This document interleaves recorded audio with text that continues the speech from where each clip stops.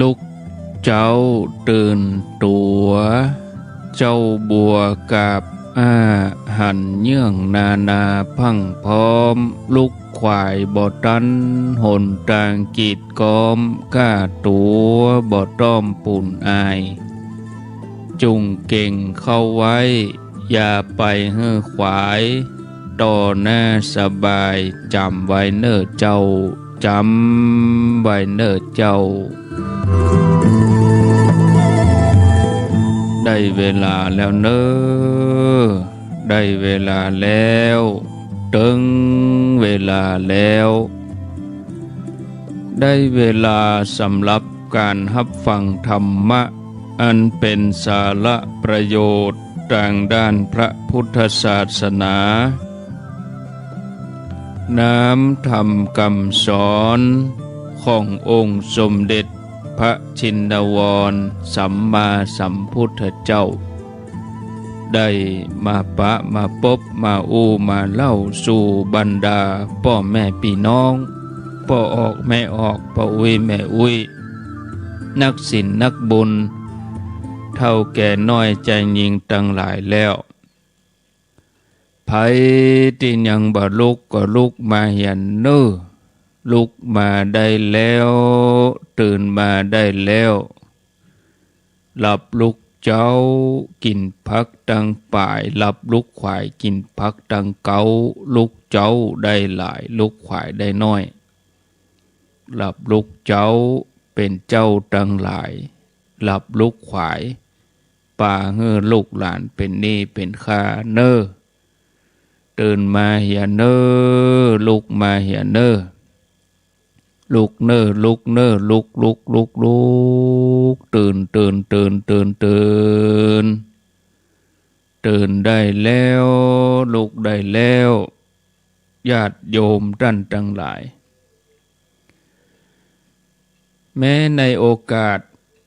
ที่เฮามีความเจ็บไข้ ก็ว่าเฮาบ่สบายเจ็บป่วยด้วยโรคภัยไข้เจ็บเฮาก็ยังเป็นโอกาสแห่งการที่จะเข้าถึงธรรมอันสูงสุดได้ญาติโยมเคยได้ยินได้ฟังมานักต่อนัก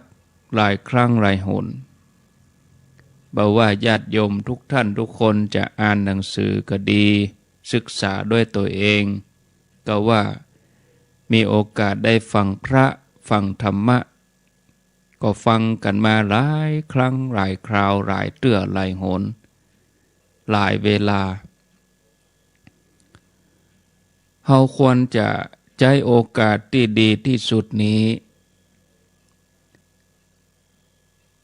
ให้ได้เพื่อเป็นการป้องกันไว้เตรียมไว้เพราะว่าทุกคนต้องมีโอกาสได้เจ็บไข้ได้ป่วยเป็นธรรมดาแล้วเราก็ใจโอกาสตัวนี้ได้หันธรรมะได้เข้าถึงธรรมะแม้ที่สุดแล้วเราก็จะได้พิจารณาธรรม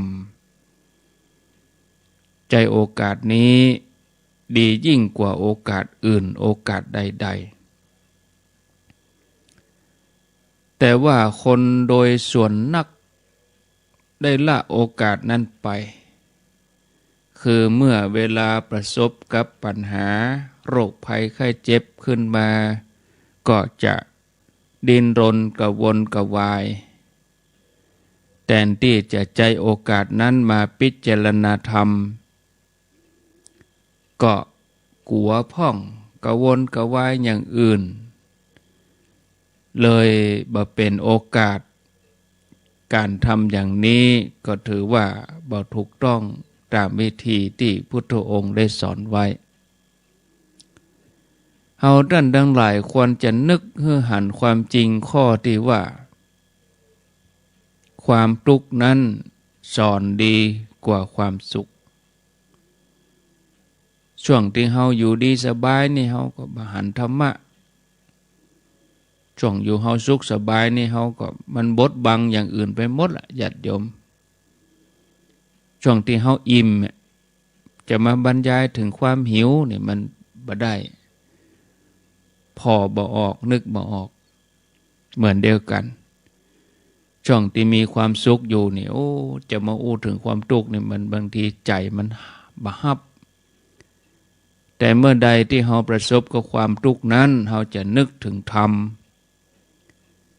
ว่ากันโดยความจริงแล้วความสุขนั้นอาจจะบ่ได้สอนอันอย่างเฮาเลยก็ได้แต่ความทุกข์นั้นเป็นแบบเรียนเป็นแบบอ่านสอนเฮานักแล้วก็สอนได้ดีโดยแต่แล้วคนที่บ่ได้เปิดโอกาสให้ความทุกข์นั้นสอน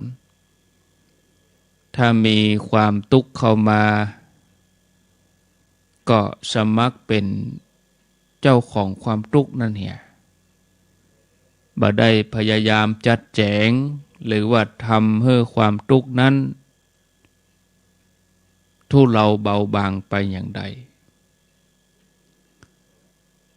เหมือนกับคำบาลีที่ปรากฏว่า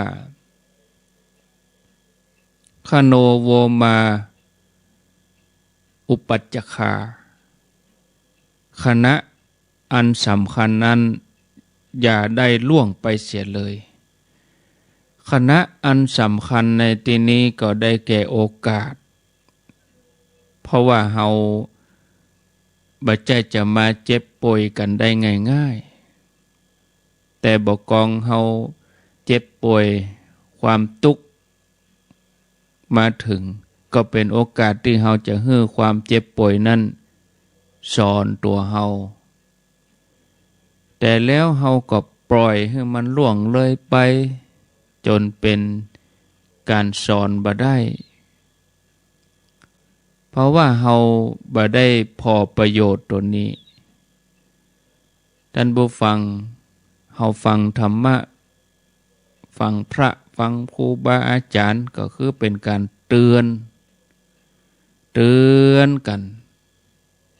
ว่าฮื้อพอฮื้อดีมันมีแต่ได้บ่มีเสียแม้แต่ความทุกข์ซึ่งคนอื่นพอกันว่าเป็นของเสียเป็นของบ่ดีอันนี้ฮ้องว่าพอบ่จ้างพอบ่เป็นแม้แต่ความทุกข์ก็เป็นเรื่องได้บ่ใช่หมายความว่าได้ทุกข์แต่ว่าได้โอกาสที่จะมาศึกษาได้โอกาสที่จะมาทบทวนถ้าบ่มีความทุกข์มาเขาจะศึกษาเรื่องความทุกข์ได้อย่างไรกล้าอ่านหนังสือกล้าฟังในเฮาบ่หันต่อเมื่อเฮาได้ประสบด้วยตัวเองว่าอันนี้หรือมันคือความทุกข์ถ้าบ่ได้ศึกษาความทุกข์มันก็บ่ฮู้จะเอาความทุกข์จากไหนมาแล้วตัวเฮาเองบ่ได้ปะความทุกข์ด้วยตัวเองแต่ถ้าบ่มีความทุกข์แล้วเฮาจะศึกษาอย่างไรฉะนั้นเฮาจะต้องปะความทุกข์แต่บ่ใช่นึกเอาว่าความทุกข์เป็นอย่างนั้นอย่างนี้ในเรื่องของพุทธศาสนานี้บ่ใช่เรื่องของการนึกเอาแต่เป็นเรื่องที่ต้องประสบด้วยตัวเองต้องปะด้วยตัวเองต้องเป็นเรื่องจริงต้องเป็นเรื่องแท้อย่างเรื่องอนิจจังทุกขังอนัตตาเนี่ยก็เป็นเรื่องที่เราจะต้องศึกษาลงไปเนาะในขณะที่กฎตัวนี้กำลังแสดงอยู่อนิจจังทุกขังอนัตตากำลังให้ผลอยู่ความเจ็บไข้ได้ป่วยก็เป็นสิ่งหนึ่งซึ่งแสดงอนิจจังทุกขังอนัตตาฮ้องว่ามันเป็นความทุกข์อยู่แล้วก็เป็นการแสดงให้เห็นว่าความทุกข์ขังความทุกข์น่ะมันเป็นอย่างนี้ทุกขังน่ะมันเป็นอย่างนี้ท่านผู้ฟังญาติโยมฉะนั้นเฮาควรจะถือโอกาสดีอย่างเงี้ยทำสิ่งที่เป็นทุกข์ให้กลายเป็นความหูเหีย สำหรับที่จะแก้ความทุกข์อู้ง่ายๆก็ห้องว่าพอฮื้อดีมันมีแต่ได้มันบ่มีเสียของเสียคืออย่างสิ่งปฏิกูลขยะเนี่ยเป็นของเสียที่เปิ้นเอาขว้างแล้วก็ยังเอาไปทำให้มันมีราคาได้ขยะทองคำเป็นเงินเป็นทองของเสียของสัตว์ของมนุษย์ก็ยังเอาไปแปลงปุ๋ยใส่พักโหดต้นไม้เป็นผลดีเนี่ยโดยบ่ต้องเอาไปทิ้งไปขว้างปิกมาก็ได้เงินได้ทองจากการได้ขายพักอันนี้ก็เพราะว่าฮู้จักพอไปในทางดีแล้วก็ยะฮื้อได้นะศรัทธาญาติโยมท่านสาธุชนท่านผู้ฟังทั้งหลายพิจารณาฮื้อดีนะวันนี้บ่ได้สวดมนต์กันเนาะเพราะว่าอาตมาภาพก็จะอู้ไปถึงวันที่8วันที่9มาเจ้าปุ่นน่ะวันที่10ปุ่นน่ะจะได้สวดมนต์กันช่วงตี 5นี่นะญาติโยมตี 5ถึงตี 5 ครึ่งกูเตื้อเฮาสวดธรรมจักรก็เว้นมา1อาทิตย์ตั้งแต่วันที่3ที่4มาวันนี้วันที่7 8แถม2วันเนาะก็พอดีมีญาติโยมเปิ้นมาร่วมบุญนี่ก็อ่านให้เปิ้นแล้วใจตึงเปิ้นตึงตัวก็มาอ่านก็วันพุกวันฮือมาก็มีญาติโยมเปิ้นฝากหอมมาแถมก็จะเป็นดินพอกหางหมูเนาะหอมหลายๆอย่างตึงการนำกับไฟตึงกล้าสร้างศาลาพระศรีสองเมืองป้อตันแม่น้อยสุขใสปักดังสามัคคี80 บาทนายทองสุขนางสายทิพย์คำหมื่นยองหมู่3บ้านเหล่าเป้าการน้ำกับไฟ20 บาทร่วมทำบุญพระศรีสองเมือง50 บาทนายสนิทนางทอแสงคำหมื่นยองหมู่3ร่วมทำบุญโดยนางแก้ว20 บาทนายประสิทธิ์นางแสงวันปัญญาหมู่12บ้านห้วยทังร่วมทำบุญโดยนางแก้ว100 บาทการน้ำกับไฟ60 บาทแม่สมนางทนิกาหน่อนาคบ้านหัวเวียงเป่า100 บาทอุยธิดาสีใจหมู่11ตำบลเวียงเป่า200 บาทแม่กองคำทองคำแม่น้องบ้านสันสลีเวียงเป่าร่วมทำบุญกันน้ำกับไฟ300 บาทนางนารีผู้ประเสริฐนายสุพันธ์นางจันหน่อนาคแล้วก็นางศรีอวนว่องเจริญบำรุงรายการคนละ100 บาท3คนก็300 บาทแม่กิมทองเมธาวนิชเวียงเป่า100 บาทแม่เอี่ยมสะอาดปาเขื่อนตะหมู่1ตำบลเวียงเป่าฟังทุกวันทุกเจ้า100 บาทเมื่อเดก็ได้จะฟังกันอยู่เนาะแม่จันสมอินตาพร้อมลูกหลานบ้านเด่นศาลาสันสลีเวียงเป่าบำรุงกาอินเทอร์เน็ตกาสถานี100 บาทวันนี้ได้จ่ายแล้วจ่ายอินเทอร์เน็ตวันที่4ที่5เบิดจะไปแว่จ่ายก่อนกาอินเทอร์เน็ตแล้วจะลืมถ้าเลยไปแล้วมันจังตัดเลยไปสักเดือนนี่นะแม่ศรีอวนยาวิราชบ้านหัวเวียง100 บาทอันนี้ชื่อว่าสีเขียวหนองเมืองนางสีเขียวหนองเมืองปักดังสามัคคี40 บาทปอบุญธรรมแม่รัตนาสังคำฟัน200 บาทประยุทธ์แม่วันเหล่าป่วย100 บาทปอใจแม่นางมณีวัน100 บาทปอน้อยแม่หลงบ้านเหล่าป่วย100 บาทแม่ฟองจันทร์ปันมาเรือนบ้านเหล่าป่วย100 บาทป้าจุไรชัยชนะบ้านเหล่าป่วยแม่ติ๊บทัดทานบ้านดงขี้เล็กอันนี้ร่วมทำบุญมาภาษี2 เมือง20 บาท แม่ติบทัดทานกันน้ำกับไฟเสาบาทปอดลายแม่บ่ผินใจวงแก้วปักตังสามัคคีพระศรีสองเมือง100 บาทนางสาวสีเขียวหนอเมืองปักตังสามัคคีพระศรีสองเมือง100 บาทแม่แก้วสุรีมณีโตแม่แก้วสุรีมาคาดาเมียนี่การน้ำกับไฟ100 บาทศรัทธาเราป่วยร่วมแถมนี่ต่อใดไม่ได้เขียนไว้นี้แม่ติบทัดทานดงขี้เล็กทำบุญพระศรีสองเมือง100 บาทแม่ยงคำอิตาปานบวกบงหมู่26โดยหล่อพระศรีสองเมือง100 บาทแม่แก้วสุรีมณีโตตานเจ้ากรรมนายเวรพอเกิดแม่ธรณีเจ้าตีตั้งหลายพระศรีสองเมือง500 บาทป่อบุญธรรมแม่บัวเหลวนายสุรชาติกาลัญญาหมู่11ขวงเป่ากันน้ำกับไฟ100 บาทตาสิงห์ยายมอยเตชะตาหมู่11ขวงเป่าทำบุญพระศรีสองเมืองโดยนางแก้ว300 บาทยายนวลสุตาคำทำบุญ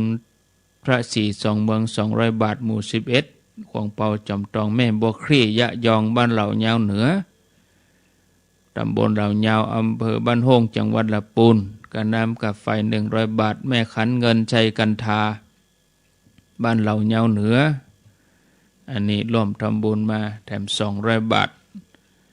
ป่อพิรุณแม่รุ่งรัตน์ธรรมวังร่วมทำบุญมาตานน้ำแถม5 แพ็คกันน้ำกับไฟ500 บาทนางสุจิตาใจพรหมมาปักตังเจริญ40 บาทแม่สมนาคำตุ้ยทำบุญพระศรีสองเมืองตานไว้ไปหน้า100 บาทนางสาวปานิสาชัยอินคำปักตังเจริญกันน้ำกับไฟ40 บาทนางสุจิตาใจพรหมมาตานหืนในประพันธ์ใจพรหมมา20 บาทแม่อุยพรชัยอินบ้านปงเทวี100 บาทแม่อุยสวยมโนวงศ์ปงเทวี100 บาทจันทาปันเมา100 บาทแล้วก็แม่เลนูนี่เปิ้นอยู่อันบ้านกลางสันกำแพงแม่เลนูใช้วงวันก่อนนั้นเปิ้นไปตานน้ำล้ำไปว่าเลยไปอันโป่งน้ำห้อนบนว่าป้ายบะหมี่ก็วันนี้เอาป้ายไปติดวิตวาละแม่เลนูใช้วงลมทำบุญกันน้ำกับไฟมา200 บาทอนุโมทนาเนอต่อไปเอาปอนเนาะสัพพิติโยวิวัชชันตุสัพพะโลโกวินัสสันตุมาเตภวัตวันตรายโยสุขีติขายุโกภวะอภิวาทนาสีลิสานิจจังวุธาปจายโนจัตตารโอธรรมาวัฏันติอายุวโนสุขังพลังก็วันนี้ตังเวียงปะเป้าก็ดีตังดอยสะเก็ดก็ดีนะไผว่างก็ไปเอี่ยววันนี้เปิ้นจะเตรียมงานกันเตรียม2 วันวันนี้ไผจ้างจักตอกก็ไปเอามีดไปตุยวันนี้จะไปพาไม้บงไม้จางจากคัดลัชวัดกลางเต็นท์กลางอย่างวันนี้ก็งานก็ใกล้เข้ามาต้อมไปวันนี้กับวันพุธนะญาติโยมบางท่านก็จะบ่ได้ไปวันแต่วันที่9จะไปวันนี้ก็ได้ไปวันพุธก็ได้คนตึงอยู่หันบึดไก่ไปไก่มาก็แว่จอดเขาจะไปหูไปหันไปพอเปิ้นวันที่9นี่เปิ้นจะมีงานอะไรยังก็ไปพอเอาคนเดียวเนาะใครหูก็ไปพอใครหันก็ไปพอใครหูก็ไปฟังวันที่9ก็กี่ข้าวง่ายแล้วก็ออกบ้านไปกี่ข้าวตอนพวกกันห่อเข้าไปคนเดียวอยู่คนตีญาติโยมก็เจริญปอนส่วนวันที่14นั่นเป็นวันที่เบิ้นจะตานธรรมตานขันเข้าตานสังฆทานตานให้กับบรรพบุรุษพ่อแม่คนที่ถึงแก่กรรมไปคนที่เสียชีวิตติดใจเส้นทาง ดอยนางแก้วนี่ใจเส้นทางดอยสะเก็ดเวียงป่าเป้าเชียงใหม่เชียงรายเส้นทางเส้นนี้ที่มีอุบัติเหตุเสียชีวิตตานฮือภูมิเทวดาลุกขเทวดานะก็วันที่14ถ้าบ่ได้ไป14ก็ไป11 12 13ก็แล้วแต่ก็ว่าอย่าไปวันอื่นก็ตึมมีปัญหาครูบาสังฆะเปิ้นถึงอยู่หั่นตลอดจนถึงฮอดวันเดือน12ดับปุ่นศาลาก็ถึงทำงานอยู่หั่นอยู่แล้วก็เจริญปอนเนอร์ญาติโยมนะไปร่วมบุญกันอนุโมทนาบุญล่วงหน้าเป็นหน้าบุญเนาะที่ได้ไปร่วมกันวันนี้ก็คงจะอยู่กันตึกที่5กึ่งกำเดียวก็ฟังท่านสาธิตไปที่5กึ่งปะจนถึง7 โมงในเครือข่ายคลื่นสีขาวส่วนต่างที่วัดฝ่ายหินก็ฟังหลวงพ่อพระครูวิสิตศิลาภรณ์วัดวังสิงคำทุก6 โมงถึง7 โมงก็หลวงพ่อพระครูวิสิตศิลาภรณ์เพื่อก็เทศเวลา6 โมงเป็นต้นไปแล้วก็ขอเวลาเปิ้นวันเสาร์ท่านหลวงพ่อท่านพระครูเพื่อก็จะเหลือวันพุธเอาวันเสาร์นี้อาตมาจะเข้ารายการทุกวันเสาร์6 โมงถึง7 โมงเข้ารายการเพราะว่าก่อนจะมีงานใกล้งานเนาะจะต้องได้ทำความเข้าใจประชาสัมพันธ์บางทีก็ได้น้อยคนเฒ่าคนแก่เพิ่นก็กระตุ้นมาแถมน้อยบ่ได้เข้ารายการบ่ได้เห็นเลยก็ดักปิ้งเพิ่นเดี๋ยวว่าคนเฒ่าเพิ่นก็รอฟังนะเพิ่นยังบ่ยังได้นี่อาจารย์ยังหายไปรายการมาเจ้าก็บ่เข้าเมื่อคืนก็บ่เข้าเมื่อคืนก็วันพุธนี่ก็ประเด็นนี้จัดเวลาลงตัวละถึงท่านเจ้าคุณสุวรรณเมธีอาตมาก็จะจัดสัก2 พุธแล้วก็ลิงไปหาท่านสมชาติที่เป็นอยู่ลำปางพุ่นแห่มพุธแล้วก็แบ่งเวลาท่านเจ้าคุณสุวรรณแห่ม2 พุธเดือนหนึ่งมี4 อาทิตย์ก็แบ่งกันนะก็อาตมาครับเหียปุ้นท่านสมชาติเหียปุ้นแล้วก็ท่านเจ้าคุณสุวรรณเมธีก็เพิ่นก็จะได้จัดรายการความจริงท่านเจ้าคุณสุวรรณเมธีเพิ่นก็จัดที่คลื่น104นี้ตลอดเหมือนกันเมื่อคืนนะดูเหมือนจะเป็นวันพัดวันศุกร์4 ทุ่มเป็นต้นไปพระเดชพระคุณท่านเจ้าคุณพระสุวรรณเมธีแต่ว่าวันพุธในหัวค่ำนี่ก็จะเชื่อมสัญญาณก็ได้ฟังเจ้าน้อยประมาณ2 ทุ่มอาตมาจะเข้ารายการก่อนเกินชั่วโมงแล้วก็2 ทุ่มเกินก็ฟังท่านเจ้าคุณพุธแล้วเสียดายเหมือนกันพอดีท่านเจ้าคุณเพิ่นติดเทศที่บนพระธาตุดอยสุเทพปิกบัดตันท่านเจ้าคุณก็บ่ได้บอกอาตมาก่อนอาตมาก็เลยวางใจนึกว่าอาจารย์ท่านเจ้าคุณเข้าละคืนนี้ก็เลยไม่ได้เกียมอย่างความจริงก็เป็นเวลาของท่านสมชาติท่านสมชาติก็รอเข้ารายการอาตมาก็ว่าวันนี้ท่านเจ้าคุณน่าจะเข้าท่านเจ้าคุณเปิ้นปิกบัดตันเปิ้นไปเทศที่บนดอยสุเทพพุธที่แล้วนะพุธวันที่1พุธวันที่1 กันยาเลยได้ฟังเทปเพกะเมื่อคืนนั้นน่ะเนาะเป็นเทปบันทึกเสียงก็เป็นหยังศรัทธาญาติโยมโอกาสหน้าก็ก้อยมาฟังกันเอาละเนาะพ่อแม่ศรัทธา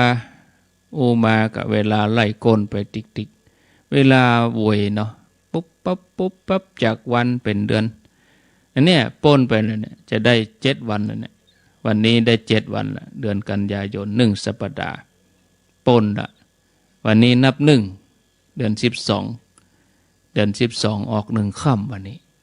นะเดือนนี้เดือนที่9ข้างแหม3 เดือนแล้วนะปี64นี่ก็จะจากเอาไปละศรัทธาญาติโยมเข้าใจทำเนี่ยญาติโยมกึดใจได้อันอย่างที่เป็นความดีก็รีบทำนะจะไปกึดว่ารอก่อนเดี๋ยวก่อนนี่นะบ่ได้อย่างเมื่อเจ้าเนี่ยเขาว่ารอบ่ลูกเตี้ยสักกรรมก่อนนะ เผลอแป๊บเดียวโอ้ขวายละบัดตันละดังนั้นดังนี้เป็นทำบัดตันแข่งกับเวลาเนอะเมื่อเฮามีอายุสังขารดีพร้อมแล้วอันอย่างดีเขาก็ควรจะท